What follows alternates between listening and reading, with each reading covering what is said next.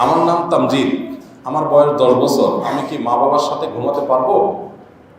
আমি একা ঘুমাতে ভয় পাই, এবং এখন আমি কি করব? নবী করিম সাল্লাল্লাহু আলাইহি সাল্লামের হাদিস রয়েছে এক্ষেত্রে সুস্পষ্টভাবে।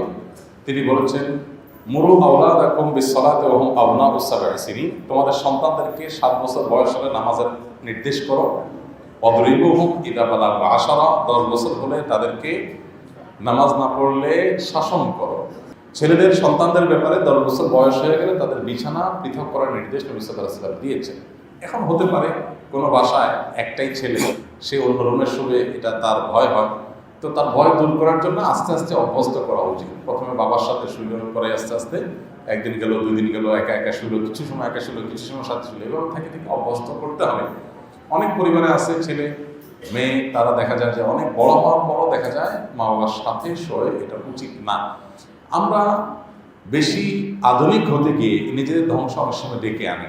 আজকাল সমাজে কোন পর্যায়ে চলে গেছে, ভয়াবহতা কোন লেভেলে চলে গেছে, ফিতনা যে কতভাবে হয়, সেগুলো আসলে ব্যাখ্যা করে বোঝাবার দরকার নেই। আমরা সবাই কম বেশি বোঝার কথা। সো এই বিষয়গুলোতে শরীয়তের নির্দেশনা আমরা মেনে চলবো ইনশাআল্লাহ। তবে হ্যাঁ, একেবারে ভয় পায় একটা ছেলে, 10 বছর বয়স, তাকে জোর করে ধরে নিয়ে রেখে আসতে হবে, নট নেসেসারি।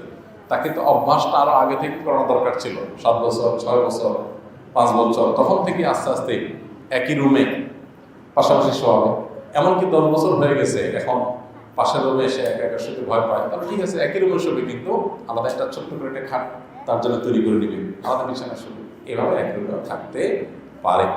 যদি অভাবী হয়, আলাদা খাট করার সুযোগ না থাকে, তাহলে একই খাট হলে সেখানে মাঝখানে বড় কোনো বালিশ দিয়ে নিবে, এমনভাবে করবে যে এটা বিছানা পৃথক হওয়ার মতো করে।